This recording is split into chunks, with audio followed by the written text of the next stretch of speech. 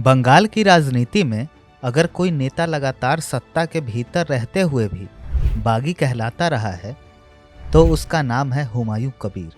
सोचिए, एक ऐसा नेता जो कभी साइकिल पर गांव-गांव घूमता था, कभी मंत्री बनकर राइटर्स बिल्डिंग की सीढ़ियां चढ़ता था और कभी उसी सत्ता को खुली चुनौती दे देता था।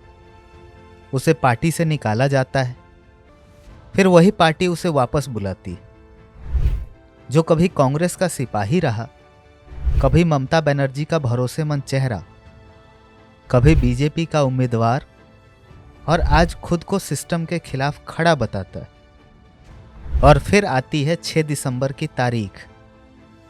एक विधायक, सैकड़ों समर्थक, बाबरी मस्जिद के नाम पर शिलान्यास और देखते ही देखते बंगाल की राजनीति में तूफान खड़ा हो जाता है।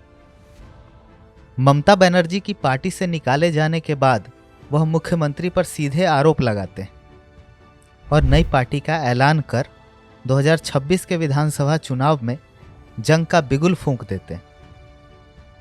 आज की कहानी सिर्फ एक नेता की नहीं है, यह कहानी है बंगाल की सियासत के सबसे विवादित, सबसे बेबाक और सबसे जिद्दी चेहरे हुमायूं कबीर की। नमस्कार, आप देख रहे हैं किस्से नेताओं के और मैं हूं नवनीत कुमार।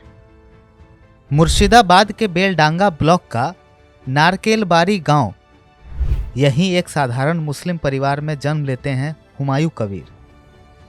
हुमायूं कबीर पढ़ाई में औसत थे, पढ़ाई ज़्यादा नहीं, 12वीं तक की। परिवार की माली हालत भी कोई खास नहीं थी। जीवन की शुरुआत किसी बड़े सपने से नहीं बल्कि ज़रूरत से हुई। उन्होंने साइकिल की दुकान खोली, पर वह दुकान सिर्फ कमाई का जरिया नहीं बनी, वह दुकान लोगों के मिलने की जगह बन गई। यहीं राजनीति और पहली पाठशाला लगी। किसान, मजदूर, बेरोजगार सब अपनी बात कहने आते। हुमायूं सुनते थे और याद रखते थे। वह साइकिल उठाते और गांव-गांव निकल पड़ते।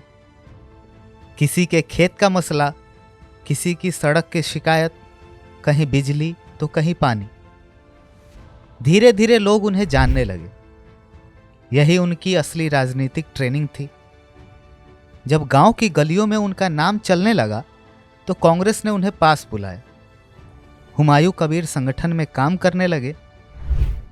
मुर्शिदाबाद में कांग्रेस की मजबूत पकड़ थी और हुमायूं कबीर को स्थानीय स्तर पर एक आक्रामक कार्यकर्ता के तौर पर देखा जाने लगा। अधीर रंजन चौधरी के करीब आना उनके करियर का अहम मोड़ साबित हुआ। 2008 में वे जिला परिषद सदस्य बने। यही पहली बार था जब हुमायूं कबीर का नाम सरकारी रिकॉर्ड में एक जनप्रतिनिधि के रूप में दर्ज हुआ। गांव का साइकिल वाला लड़का अब जिले की राजनीति में पहचाना जाने लगा। साल 2011 में पश्चिम बंगाल की राजनीति बदल रही थी। 34 साल की वाम सत्ता टूटने वाली थी। इसी माहौल में हुमायूं कबीर कांग्रेस के टिकट पर रेजीनगर विधानसभा सीट से मैदान में उतरे और जीत हासिल की। यह जीत सिर्फ एक चुनाव नहीं थी, यह उनके संघर्ष, उनकी जमीनी राजनीति और उनकी पहचान की मुहर थी। अब हुमायूं कबीर सिर्फ नेता नहीं, विधायक थे। कांग्रेस नेता अधीर रंजन चौधरी के साथ उनके गहरे संबंध थे। लोग कहते थे कि हुमायूं की तरक्की अधीर की वजह से ही हुई है। प्रणब मुखर्जी जैसे नेता भी मुर्शिदाबाद स्थित उनके घर पर आते जाते रहते थे। साथ ही पूर्व मुख्यमंत्री सिद्धार्थ शंकर रॉय भी एक बार उनके घर आए थे। उनकी पत्नी माया रॉय भी उनसे मिलने आई थी। अधीर रंजन के परिवार वालों ने जब जाति का मुद्दा उठाकर अपमान किया, तब उन्होंने कहा था कि मैं यह सब सुनने को तैयार नहीं हूं। मैं निस्वार्थ भाव से जनता के लिए राजनीति करता हूं, झूठ नहीं बोलता। ये कहकर हुमायूं ने कांग्रेस पार्टी छोड़ दी थी। वह कहते हैं कि जब मैंने कांग्रेस छोड़ी थी तब पार्टी में मेरे पास 5 पद थे। 2011 के बाद बंगाल की सत्ता में आई ममता बनर्जी। कांग्रेस कमजोर पड़ने लगी और तृणमूल कांग्रेस का ग्राफ तेजी से ऊपर जा रहा था। 2012 में हुमायूं कबीर ने बड़ा फैसला लिया और कांग्रेस छोड़कर टीएमसी में शामिल हो गए। इस फैसले ने उन्हें सत्ता के बेहद करीब पहुंचा दिया। पार्टी में आते ही मंत्री पद, संगठन में जिम्मेदारी और मुख्यमंत्री तक सीधी पहुंच गई। लेकिन यह रिश्ता ज्यादा लंबा नहीं चला। रेजी नगर उपचुनाव में हार के बाद हुमायूं कबीर मंत्री पद से बाहर हो गए।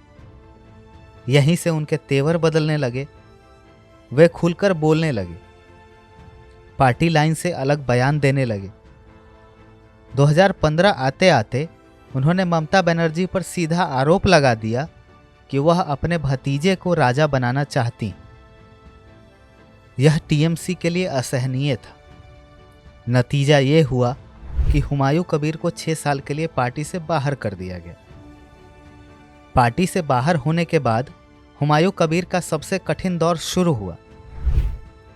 2016 का विधानसभा चुनाव उन्होंने निर्दलीय और समाजवादी पार्टी के सहारे लड़ा, लेकिन यहां भी करारी हार मिली। इसके बाद 2018 में उन्होंने बीजेपी ज्वाइन की और 2019 का लोकसभा चुनाव मुर्शिदाबाद से लड़ा। यहां भी उन्हें हार का सामना करना पड़ा। लगातार 2 बड़ी हारों ने उनके राजनीतिक भविष्य पर सवाल खड़े कर दिए, लेकिन हुमायूं कबीर हार मानने वालों में से नहीं थे। राजनीति में वापसी का हुनर अगर किसी को आता है तो वह हुमायूं कबीर है। 2020 में वे फिर टीएमसी में लौट आए। 2021 में भरतपुर विधानसभा सीट से चुनाव लड़ा और जीत हासिल की। एक बार फिर सत्ता में वापसी हुई और विधायक बनकर ममता बनर्जी के करीबी बन गए। लेकिन स्वभाव नहीं बदला। विधायक बनने के बाद भी विवाद उनका पीछा करते रहे। कभी पार्टी के ही नेताओं को हड्डियां तोड़ने की धमकी, कभी चुनावी रैली में भड़काऊ भाषण। नोटिस मिले, माफी मांगी गई, लेकिन हुमायूं कबीर की शैली नहीं बदली। साल 2025, 6 दिसंबर की तारीख, जो भारतीय राजनीति में पहले से ही संवेदनशील है। हुमायूं कबीर ने इसी दिन मुर्शिदाबाद के बेलडांगा इलाके में बाबरी मस्जिद के नाम पर मस्जिद की नींव रखी। यह कोई सामान्य धार्मिक कार्यक्रम नहीं था, यह एक राजनीतिक संदेश था। यह ममता बनर्जी को नागवार गुजरा और टीएमसी ने तुरंत कार्रवाई की। हुमायूं कबीर को पार्टी से निकाल दिया गया।